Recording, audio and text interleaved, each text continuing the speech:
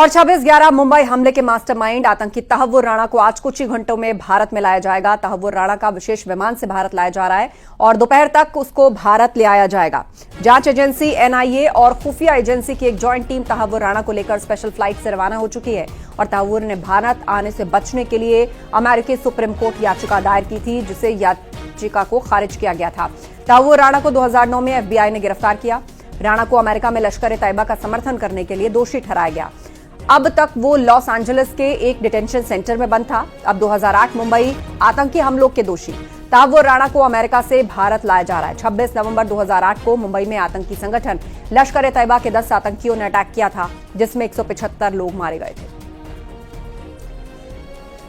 देश के लिए, मिनिस्ट्री ऑफ एक्सटर्नल अफेयर्स के लिए और एनआईए के लिए ये बहुत बड़ी अचीवमेंट है। आप जानते हैं कि ये 15 साल पुराना मामला था। इसमें कितना प्रयास किया गया है ये तो सिर्फ एनआईए के वो ऑफिसर ही जानते हैं जिन्होंने इस केस पर काम किया है। और सीधे अब आपको लिए चलते हैं दिल्ली के पालम एयरपोर्ट, जहां से हमारे सहयोगी अशरफ काजमी हमारे साथ जुड़ रहे हैं। अशरफ, क्या अपडेट है? कब तक स्पेशल विमान लैंड कर जाएगा और क्या एहतियात बरती जा रही है? देखिए, जो हमारे सूत्र बता रहे हैं कि रिफ्यूलिंग के कारण विमान भारत आने में लेट हो गया है। रिफ्यूलिंग के लिए बीच में हवाई जहाज को रोका गया है और अब जो संभावना व्यक्त की जा रही है वो करीब 3 बजे के आसपास यहाँ भारत में पालम एयरपोर्ट पर विशेष विमान के लैंड करने की बात की जा रही है, जो सूत्र हमारे दावा कर रहे हैं। लेकिन यहाँ पर जो है आप अब देख सकते हैं कि जो सुरक्षा के बंदोबस्त हैं वो बहुत कड़े हैं, बहुत कड़े सुरक्षा के बंदोबस्त किए गए हैं। अंदर जो है दिल्ली पुलिस के स्पेशल सेल के जो कमांडोज हैं, स्पेशल सेल के जो अधिकारी हैं, पुलिसकर्मी हैं, वो लोग मौजूद हैं।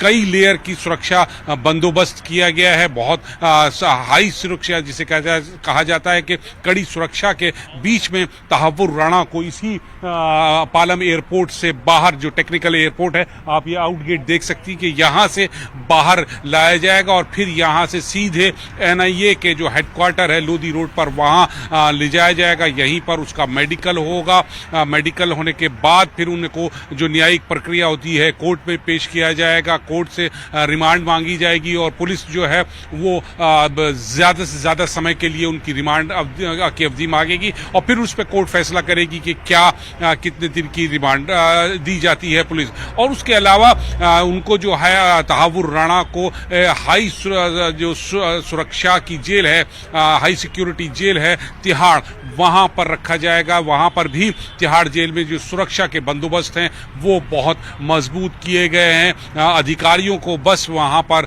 कोर्ट के आदेश का इंतजार है। जैसे ही कोर्ट का आदेश मिलेगा तो तिहाड़ जेल की जो सुरक्षा बंदोबस्त हैं वो मजबूत करें, उनको पर जमीन पर उतार दिया जाएगा, यानी उनका क्रियान्वयन किया जाएगा। लेकिन तैयारियां पूरी कर ली गई है। बस अब इंतजार है कि मुंबई हमलों का जो गुनहगार है तहव्वुर राणा वो भारत की धरती पर आए और अपने गुनाहों का जो उसने किए हैं उनका हिसाब किताब हो और फिर उसकी सजा भुगते। तो अब कुछ से कुछ ही घंटों का और समय रह गया है कि जब मुंबई हमलों का गुनहगार भारत लौटेगा। एक लंबी इंतजार के बाद वो भारत लौट रहा है। उसने बचने के लिए सजा से बिल्कुल, सजा से बचने के लिए कई तरह के हथकंडे अपनाए। अमेरिकी सुप्रीम कोर्ट तक में उसने अपनी याचिका दायर की, लेकिन वहां से उसको खारिज कर दिया गया और भारत की लगातार कोशिशों के बाद उसका प्रत्यर्पण अब संभव हो पाया है। तो फिलहाल रिफ्यूलिंग के कारण उसके आने में कुछ देरी हो रही है। तय समय से कुछ लेट पहुंचेगा तहव्वुर राणा भारत। और अशरफ काजमी लगातार हमारे साथ जुड़े हुए हैं। अशरफ, अब स्केड्यूल टाइम क्या रहने वाला है आसपास, और यहां लैंड करने के बाद क्या सबसे पहले उसको एनआईए ले जाया जाएगा या किसी तरह का मेडिकल टेस्ट करवाया जाएगा? अब किस तरह की प्रक्रिया को फॉलो किया जाएगा?